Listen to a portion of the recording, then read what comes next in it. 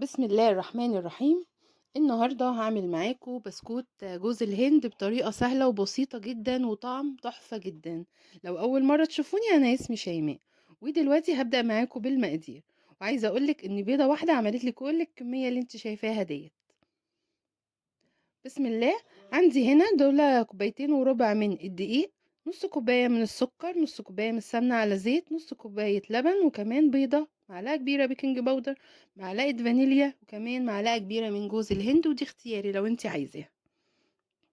دلوقتي هحط في الخلاط بقى البيضة، وهحط السمنة والزيت والسمنة بالزيت والبيضة واللبن والسكر والفانيليا طبعا. مش هيتبقى معايا خالص غير البيكنج باودر والدقيق والجوز الهند، ودول هركنهم دلوقتي. هضرب كل المكونات ديت في البيت في الخلاط لحد لما تنعم معايا. ودلوقتي هخلط بقى كل المكونات ديت اللي هو الدقيق مع البيكنج باودر مع جوز الهند، وهقلبهم كويس مع بعض. خطواته سهلة وبسيطة جدا، وتقدري تعمليه بكل سهولة، ما بياخدش وقت، كمان في الفرن 10 دقايق وبتلاقيه جاهز معاكي وجميل جدا. في فطار بقى، على الغدا، يعني فترة المغربية كده مع الشاي، حاجة بجد تحفة. ودلوقتي الخليط بتاعي اهوت، بعد لما ضربته في الخلاط كده بالشكل ده، هبدأ ان انا احط الدقيق بقى بالتدريج وهقلبه. مجرد ان انا بقلب بس، انا مش بعجن خالص يا جماعة.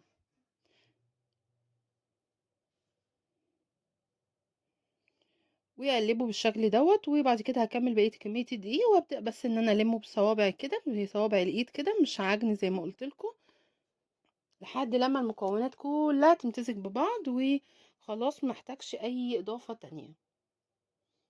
وبقى معايا بالشكل دوت. بس ما شاء الله العجينة طرية وريحتها تحفة بجد. طبعا هريحه بس لمدة 10 دقايق، وبعد كده هبدأ ان انا اشكله. وطبعا يكون الفرن اكون مشغلاه قبلها مثلا ب10 دقايق.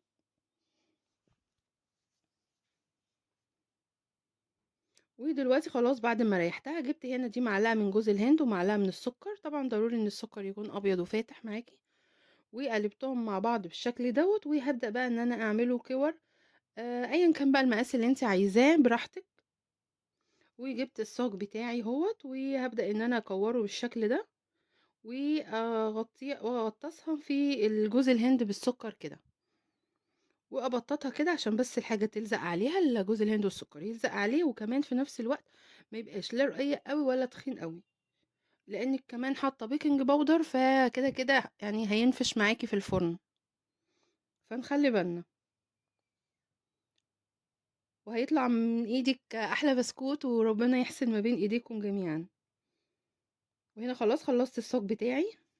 هعمل بقى شكل تاني برضو، يعني دي دواير كده، شكله جميل جدا البسكوت دوت.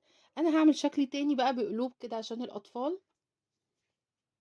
وده بديل بسكوت نايس، لو انتوا تعرفوه، طبعا بقى غالي جدا يا جماعة.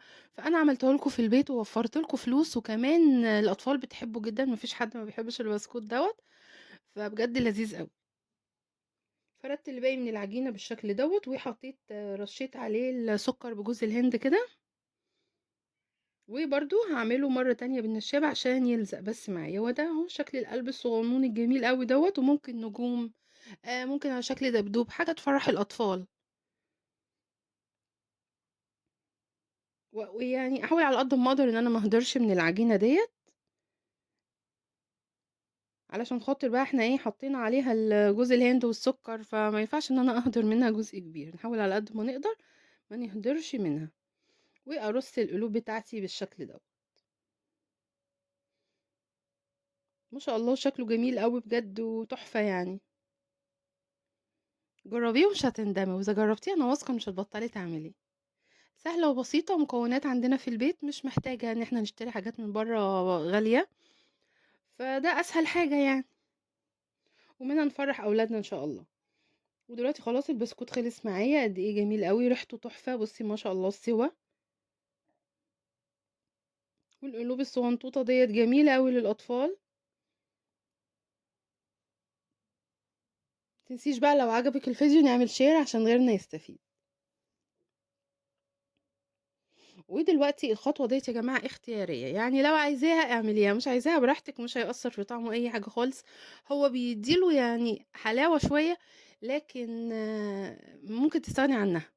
وهي إن أنا جِبت شوكولاتة بيضا ودوّبتها كده في حمّام مَيّة، وبس بتحطّي عليها معلقتين بس من الزيت، وبتقلّبيها كويس أوي، أوي كده لحد أمّا تنعم معاكِ بالشكل دوّة، وبتبدئي إن أنتِ تغطّسي فيها البسكوتة. أنا هنا غطّست فيها نُص البسكوتة، فبس طلع طعمه حلو أوي. فلو مش عايزة مش مشكلة. وكمان كنت باشرى جزء صغنّن فرشّيت عليها يعني بديل لجوز الهند، فأنا رشّيت عليها شوكولاتة مبشورة. يعني حاجتِك بقى وأنتِ اللي عاملاها، فبتحاولي تدلّعيها وتطلّعيها في أحسن صورة.